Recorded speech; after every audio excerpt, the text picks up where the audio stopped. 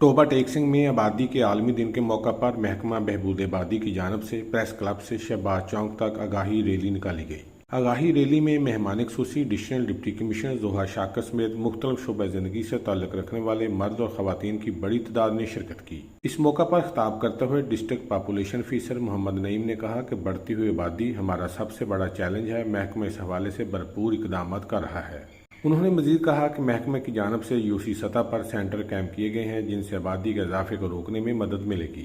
की वाक का मकसद इंटरनेशनल पॉपुलेशन डे के हवाले से लोगों में अवेयरनेस उजागर करना है कि हमारा जो माँ और बच्चे की सेहत के हवाले से क्या इकदाम उठाने की ज़रूरत है। जिस तरह हम ज़िंदगी के दूसरे शोबों में प्लानिंग करते हैं, अपने वसाइल के मुताबिक अपने मुस्तकबिल की, अपने बजट की प्लानिंग करते हैं, इसी तरह हमें अपने ख़ानदान के सिलसिले में भी प्लानिंग की ज़रूरत है। आगाही रैली के इख्तिताम पर शहरियों में आगाही पम्फलेट तकसीम किए गए और पाकिस्तान की सलामती, अमन और तरक्की के लिए दुआ मांगी गई। कैमरामैन अली हैदर के साथ सुल्तान महमूद, टोबा टेक सिंह।